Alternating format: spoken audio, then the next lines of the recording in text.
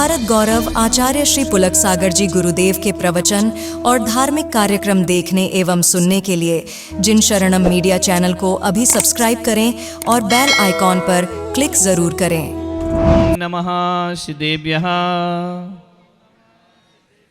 ओम नमः श्रीदेव्यः। ओम नमः श्रीदेव्यः। यदर्चा भावेन प्रमुदितमना दर्दुरिह क्षणादासीत् स्वर्गी गुणगण समृद्ध सुखनिधि लभन्ते सद्भक्ता शिवसुख समाजं किमु तदा महावीर स्वामी नयन पथगामी भवतु मे। महावीर स्वामी नयन पथगामी भवतु मे। महावीर स्वामी नयन पथगामी भवतु मे। प्रथम तीर्थंकर ऋषभदेव भगवान की, बोलो मूलनायक चंद प्रभु भगवान की, महावीर भगवान की, परम पूज्य गुरुदेव आचार्य श्री पुष्पदंत सागर जी महाराज की, अहिंसा परमो धर्म की।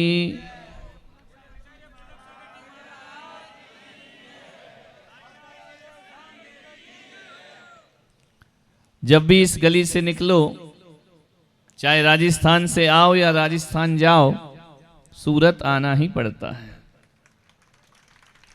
और सूरत आऊं और पार्टियां में ना आऊं ऐसा हो नहीं सकता है।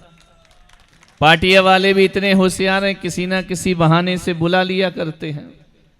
हर बार जब मैं आता था तो तुम कहते थे कि हमारा सौभाग्य है, मगर इस बार मैं आया हूं तो मैं कह रहा हूं कि मेरा सौभाग्य है। और सौभाग्य इसलिए कि हर बार मैं तुम्हारा भाग्य बनाने आता था, इस बार भाग्य बनाने नहीं, इस बार भगवान लेकर के आया हूं। चार चार प्रतिमाएं प्रतिष्ठित करके कतार गांव से, वहां पर ऐतिहासिक पंचकल्याणक कतार गांव में हुआ। हजारों लोगों का सानिध्य और उपस्थिति रही और वह छोटा पंचकल्याणक विराट पंचकल्याणक का रूप ले गया। कल वहां पर मानस्तंभ का महामस्तकाभिषेक का कार्यक्रम आयोजित हुआ। हजारों लोगों ने अपने नैनों से देखकर अपने जीवन को धन्यता प्रदान करी है। ऐसा वह वातावरण, वहां से चलकर आज मैं यहाँ आया। यहाँ भी भगवान की बेदी प्रतिष्ठा का सौभाग्य मुझे अर्जित हुआ। जहाँ जाओ वहीं त्योहार है, वहीं अतिशय है। जहाँ जाओ वहीं प्रतिष्ठा है। जहाँ भी जा रहा हूँ, जिन शरणम से आने के बाद हर जगह भगवान की प्रतिष्ठा और पंचकल्याणक हो रहे हैं। यह मेरे जीवन का सबसे बड़ा हमारा काम क्या है? हमारा काम यही है, मंदिर बनवाना, प्रतिष्ठा करवाना, पंचकल्याणक कराना, मूर्ति स्थापित कराना। अरे तुम अपना घर बनाते हो और हम भगवान का मंदिर बनाया करते हैं। मान्यवर, आपसे निवेदन है, जीवन को सार्थक करो, जीवन को सफल करने का प्रयास करो। चाहे मेरा चातुर्मास आदिनाथ मंदिर में हो, चाहे मेरा चातुर्मास चंद प्रभु मंदिर में हो, प्रवचन स्थली तो यही रहती है। ध्यान रखें। मुझे पुराने दिन याद आ रहे हैं कि सारे चातुर्मास जहां भी हो प्रवचन यही होता है। यानी ये कह सकते हैं कि पंचम काल का समोसरण यहीं लगता है, इसी जमीन पर लगता है। ध्यान रखना। और अभी तक इतने दिनों के बाद भी यहाँ कुछ हो ही नहीं रहा है, वो नहीं होने वाला है। ध्यान रखना। वो तो चंदा प्रभु का दरबार और उनका आशीर्वाद, यहाँ पर भगवान के कार्यक्रम होते रहेंगे। कितने कार्यक्रम यहाँ पर हुए, कितने विधान यहाँ पर हुए, और तो और बड़े बड़े चातुर्मास यहाँ पर संपन्न हो गए। ध्यान रखना, ये वो माटी है, ये माटी साधारण माटी नहीं है, ये वो माटी है मस्तक पे लगाए तो चंदन का रूप ले लिया करती है। और अभी भी देखो चारों भगवान यहीं विराजमान है। ध्यान रखना, यहां से जो भी साधु गया उसकी तरक्की हुआ करती है। ध्यान रखना, क्योंकि जब मैं गया था तो हम 2 थे, आया तो 6 हैं। 6 में एक कमी थी, 7 में स्वामी जी भी यहां पर बैठे हुए हैं। ध्यान रखिए, यहां से जब भी जाओ तरक्की होती है। ध्यान रखना, विचार करना है,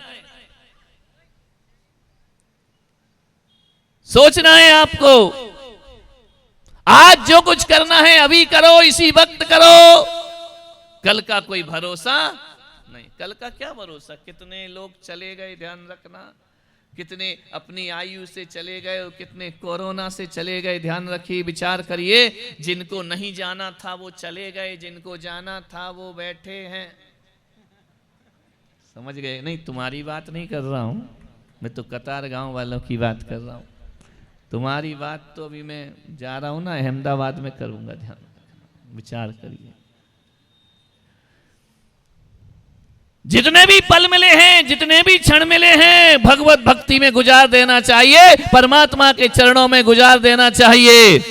जो भगवान के साथ भगवान की सेवा और भक्ति में लगता है, उसे जीवन का मानव जीवन सार्थक उस आदमी का हुआ करता है। वो आदमी सौभाग्यशाली है, वह आदमी भाग्यवान है जो भगवान की भक्ति करता है। कहा कि जो भक्ति करता है वह भाग्यशाली होता है। ध्यान रखना, वह सौभाग्य, और जो भगवान की सेवा करता है वह भाग्यशाली होता है, और जो भगवान के काम करता है वह सौभाग्यशाली हुआ करता है, और जो भगवान के आचरण करता है वह अतिशय सौभाग्यशाली हुआ करता है। और एक बात याद रखना, और जिसे भगवान अपना काम करवाते हैं उससे बड़ा परम सौभाग्य दुनिया में किसी और का नहीं होता। भगवान तुम्हें ढूंढते चले आए, ध्यान रखना। तुम भगवान के पास जाओ बात अलग है, भगवान तुम्हें ढूंढते चले आए। आप कहोगे भगवान कैसे भक्तों को ढूंढते चले आते हैं? जब काल कोठरी में चंदन वाला होती है ना, तो महावीर उसे ढूंढते हुए काल कोठरी में पहुंच जाया करते हैं। विचार करना है आपको, और चंदन वाला को बंधनों से मुक्त कर दिया करते हैं। जीवन जिनेंद्र भगवान के वंश में पैदा हुए हो, अभिषेक जरूर करो भगवान का, दर्शन जरूर करो भगवान का, पूजा जरूर करो भगवान की, भगवान का ध्यान जरूर करो, भगवान का सुमरन जरूर करो, भगवान का स्मरण जरूर करो। मानो तन मिला है, आपको क्या नहीं मिला है। ऐसे नहीं कि जब भी देखो तब रोते ही रहते हो, सब मिल जाए तो भी रोते ही रहते हो। अरे जिंदगी तो बहुत हुआ करती है, अरे कुछ मिले या ना मिले, जीवन हमेशा मुस्कुराता हुआ करता है। परमात्मा की कृपा उन पर होती है जो हंसते और मुस्कुराते रहते हैं। मुंह बनाने की क्या जरूरत है? वैसे ही तुमने अच्छा मुंह नहीं पाया, बना लो तो और कचरा हो जाया करता है। ध्यान रखिए, कम से कम इतना तो करो, इतना तो अपने जीवन में करिए। भगवान ने चेहरा दिया है, ये भगवान का काम है। तुम्हें कैसा चेहरा मिला ये उसका काम है, लेकिन चेहरे पर कैसे भाव लाना ये तुम्हारा काम हुआ करता है। ध्यान रखना, तुम चाहो तो चेहरे पर मुस्कुराहट आनंद के भी भाव ला सकते हो, और तुम चाहो तो रोता हुआ भी चेहरा रख सकते हो। ऐसा चेहरा मत बनाओ कि कोई तुम्हें देखकर कहे कि मियाँ जी रोते क्यों? बोले सूरत ही हो, सूरत में रहते हो ना, बोले रोते क्यों? बोले सूरत ही हो। अरे ऐसा चेहरा बनाओ सूरत वालों कि तुम्हें देख करके लोग कहें जब देखो तब वो मुस्कुराता है।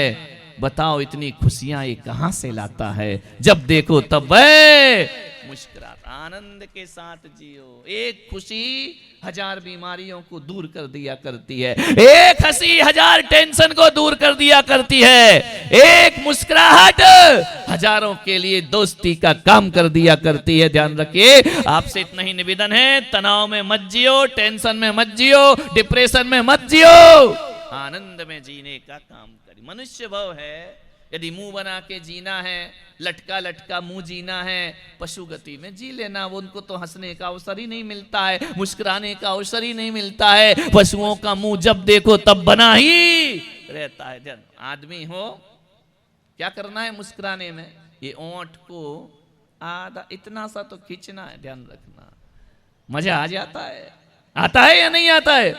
तुम दूर दूर से दर्शन करने आए और मैंने हाथ भी नहीं उठाया, देख करके थोड़े से ओंठ खींच लिए, आपको लगता है महाराज ने देख लिया, आज मेरा कल्याण हो गया, मुझे आशीर्वाद की प्राप्ति हो गई। एक मुस्कुराहट तो चाहिए, और क्या चाहिए आपको? मेरे पास है भी क्या? ध्यान रखना, मेरे पास 2 चीज हैं, एक लेना और एक देना।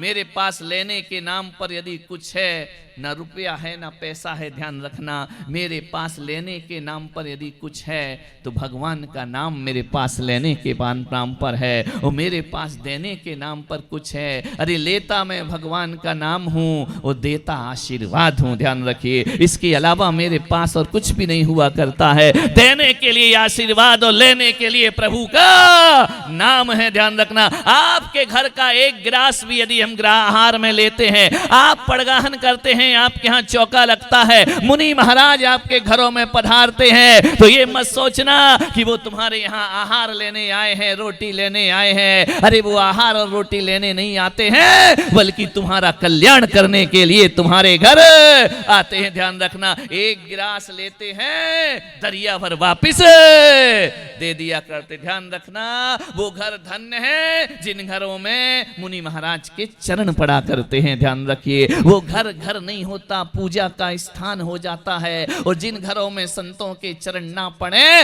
वो घर घर नहीं, ध्यान रखना, वो घर नहीं, मरघट के समान हुआ करता है। घरों को धन्य करो।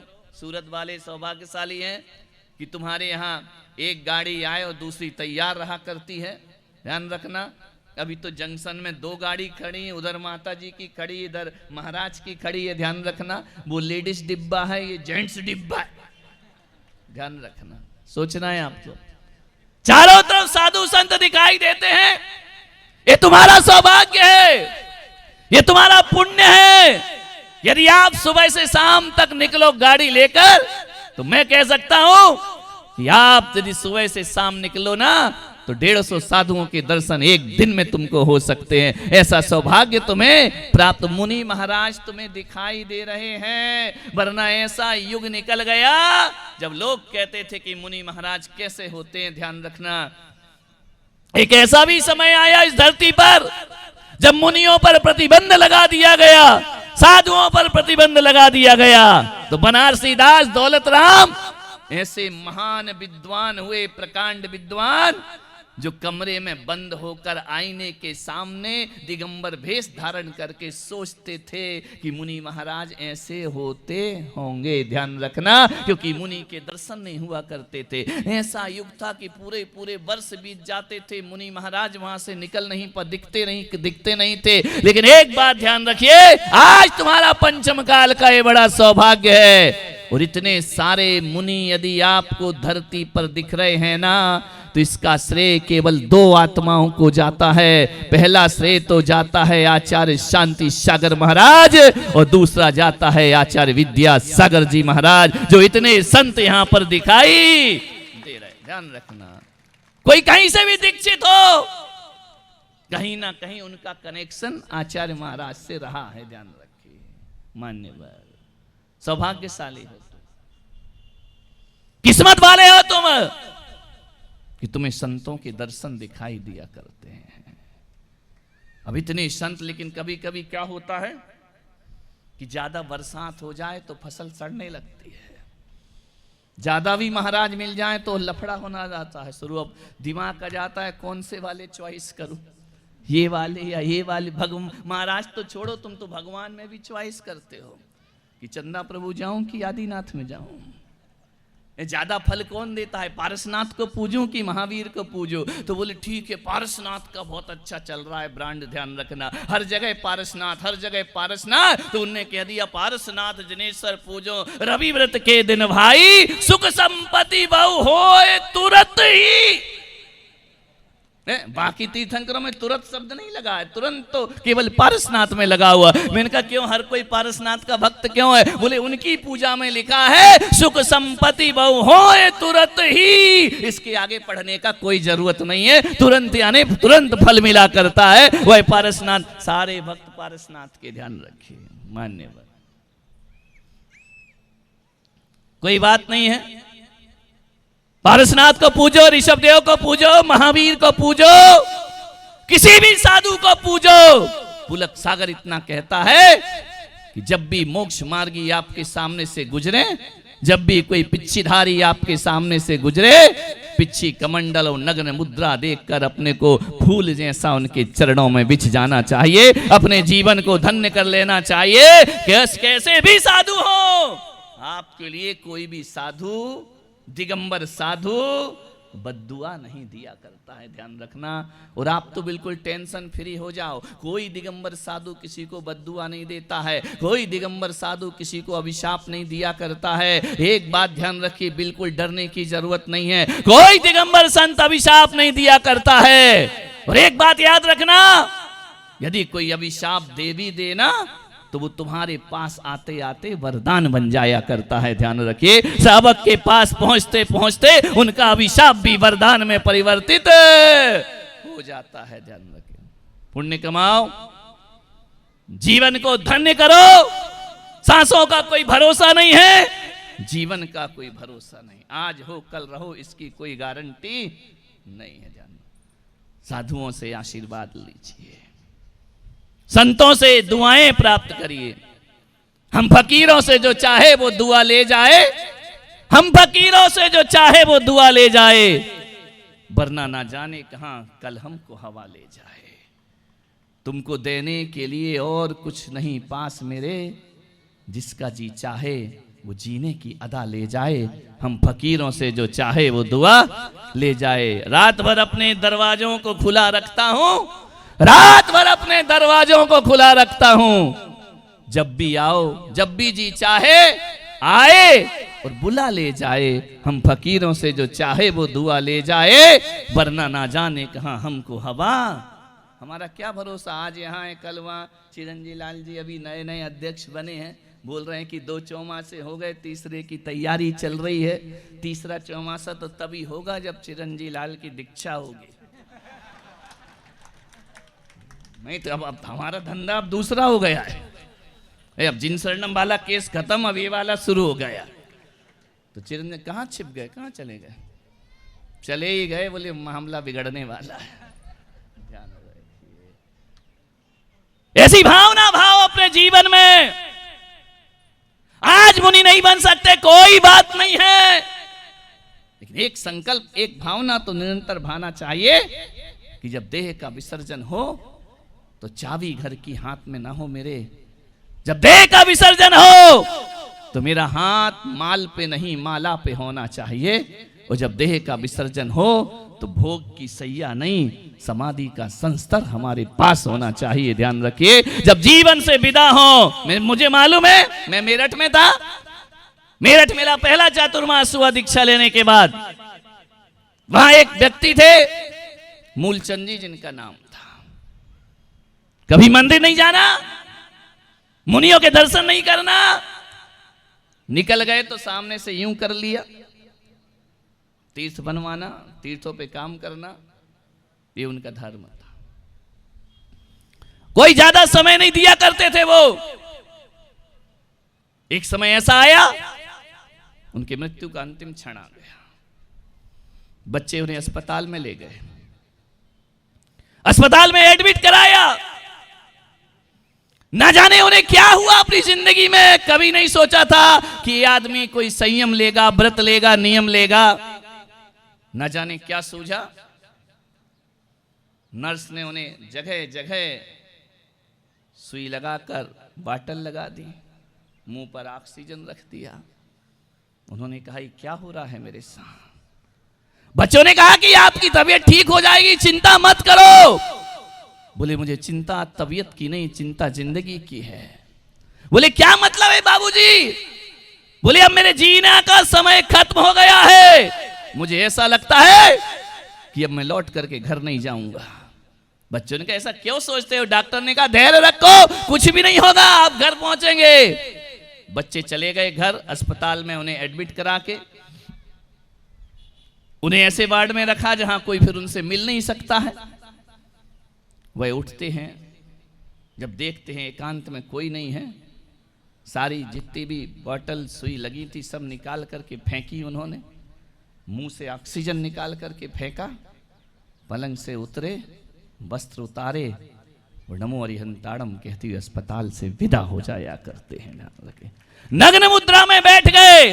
कोई पास में नहीं था, कोई मुनि महाराज नहीं, वस्त्र उतारे और उन्होंने अपने जीवन में जीवन को सार्थक किया, नमोकार मंत्र का जाप किया और दुनिया से विदा हो गए। कुछ लोग ऐसे भी होते हैं जो जीवन के अंत क्षणों में अपना देह का विसर्जन परमात्मा का नाम लेकर किया करते हैं। आपसे इतना ही कहूंगा कि अंत समय का सोच के मत बैठना, अभी से तैयारी करो, इसी वक्त तैयारी करो। काल कभी भी तुम्हें लेकर के जा सकता है। अरिहंत का नाम जपो और सिद्ध का नाम जपो, जीवन सार्थक होगा। मूर्तियां यहां पर आई हैं, 4 मूर्तियां आई हैं ना, तो ध्यान रखना 40 पुजारी भी बढ़ना चाहिए यहां पर, नहीं तो मूर्ति लाकर रखो और अभिषेक पूजा कोई ना करे। लेकिन मैं कह सकता हूं कि पर्वत पाटिया में जो मैंने देखा है कि आज आदिनाथ मंदिर हो चाहे चंदाप्रभु मंदिर हो, अभिषेक करने वालों की होड़ लगी रहती है। ध्यान रखना, मैंने चातुर्मास में देखा है 50-50, 100-100 लोग अभिषेक किया करते हैं। यह बहुत बड़ी उपलब्धि है। और जहां पर भक्त होते हैं, भक्तों की भीड़ होती है, अतिशय चमत्कार मूर्ति में नहीं होता, अतिशय चमत्कार जो भी होता है वह हमारे नमस्कार में होता है, हमारी भक्ति में होता है, हमारी वंदनाओं में हुआ करता है। हर जगह सूरत के किसी भी मंदिर में चले जाओ, चाहे भटार मंदिर को भी मैंने देखा है, पार्ले पॉइंट को भी मैंने देखा है, अभी कतार गांव भी देख करके आया हूं। भगवान का बगीचा खाली नहीं रहा करता है, अभिषेक करने वाले पुजारियों की भीड़ लगी रहती है, भगवान का नमन और पूजन किया जाता है। सही में तभी यहाँ की समाज फल फूल रही है। ध्यान रखना है, जो मंदिर सूने होते हैं वो समाज दरिद्र हो जाया करती है, और जो मंदिर भरे होते हैं वो समाज संपन्न हुआ करती है। ध्यान रखिए, मैं ज़्यादा तो नहीं बोलूँगा, बस इतना ही कह रहा हूँ कि भगवान के निमित्त मुझे यहाँ पर आना पड़ा, और कल और मैं यहाँ पर हूँ, परसों मैं यहाँ से जाऊँगा, विदा लूँगा, मुझे बड़ौदा होते हुए आगे जाना है। ये बात अलग है कि सभी चाहते हैं कि महाराज हमारे मंदिर में आए, हमारी जगह आए। हमें अभय भाई ने भी पूरी 50-100 लेकर के आ गए, चलो महाराज बेसु चलते हैं। मैंने कहा इस रूट की सभी लाइनें व्यस्त हैं। हमारे भटार के भी लोग रास्ते में पहुँचे कि महाराज भटार पधारें। सभी लोगों ने मुझे आमंत्रित किया, नवापुरा वाले भी आए, अहुरा नगर वाले भी आए कि महाराज एक बार आप हमारे नगर में पधारें। तो मैं सबके नारियलों को ठुकरा नहीं सकता हूँ। जितने भी नारियल तुमने मेरे पास रखे हैं, जितने भी श्रीफल तुमने मेरे पास रखे हैं, मैं भले ना आऊँ, लेकिन तुम सबका ये नमन, तुम सबकी आस्था मैं भगवान के चरणों में समर्पित करके आया हूँ कि जिन जिन ने श्रीफल चढ़ाए हैं, भगवान हकीकत में मेरा नमन थोड़ी है, नमन तुम्हें किया जाता है। मैं तुम्हारे पथ पर बढ़ा हूं इसलिए लोग मुझे श्रीफल चढ़ाते हैं, मैंने तुम्हारा वेश धारण किया इसलिए लोग श्रीफल चढ़ाते हैं। और सच कहता हूं, मैंने आज तक जितने लोगों ने मुझे नमोस्तु किया है, मैं शाम को प्रतिक्रमण के बाद सांप का नमोस्तु भगवान के पास भेज दिया करता हूं कि संभालो, मैं तो वो हूं। आजकल यहाँ सूरत में भी बहुत चलती ना वो दलाली, नहीं चलती, अपन भी दलाल है महावीर स्वामी के, ध्यान रखना। तो हम भी तुम सबके नमन और समर्पण को भगवान के पास रखा करते हैं। और मैं इतना ही कहता हूं, भगवान जिन जिन ने तुम्हारे इस भेष को देखकर प्रणाम किया है, उनके घर में कभी अन्न के दाने की कमी नहीं पड़ना चाहिए, उनका घर चक्रवर्ती जैसा होना चाहिए, उनका घर धन से संपन्न हो, धर्म से संपन्न होना चाहिए, उनके घर में ऐसे एक संतान पैदा ना हो जो उनका मस्तक नीचा करे, ऐसी संतान पैदा हो जो सारे देश में उनका नाम रोशन करे। ये दुआएं मैं रोज तुम्हारे लिए देता हूं, चिंता मत करो। ये मत सोचो महाराज आशीर्वाद नहीं देते, हाथ नहीं उठाते, पिच्छी नहीं लगाते, ध्यान रखना ये उठे ना उठे, लेकिन तुम्हारा सारा नमन मैं भगवान को पहुंचा दिया करता हूं। हम एजेंट हैं उनके, तुम्हारे कल्याण के लिए धरती पर आए हैं, ध्यान रखना, तुम्हारे उद्धार के लिए आए हैं। तो अभी ये 10:30 बजने को जा रहे हैं, सभी लोग यहाँ पर बैठे हुए हैं, भोजन की भी तैयारी हो गई, चौका तुम्हारा लग गया है, वो तुम्हारे इवेंट वाले पड़गाहन को खड़े हुए हैं कि आओ पधारो, ध्यान रखना। तो आपकी भी तैयारी है, मेरी भी तैयारी हो रही है।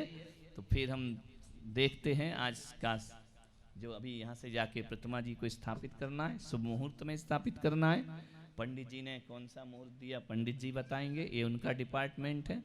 मैं तो भगवान को स्थापित होकर देखता हूँ, लेकिन इतना जरूर कहता हूँ कि भगवान, हम तुम्हें मानसतम में स्थापित नहीं करेंगे, हम तुम्हें अपने हृदय में स्थापित करेंगे। जीवन हमारा सार्थक होगा। मानसतम में तो चार पार्टियां ही स्थापित करेंगी, अपन तो बोली ले नहीं सकते, वो तुम्हारा मूड नहीं था, है ना, तुम ले सकते थे, नहीं लिया है। तो इतना ही चाहता हूँ कि ये लोग मानसतम में स्थापित करेंगे, अपन अपने भगवान को अपने हृदय में स्थापित करके जीवन को धन्य करेंगे। आप सबने सुना, अनुग्रहित हूँ। जय महावीर।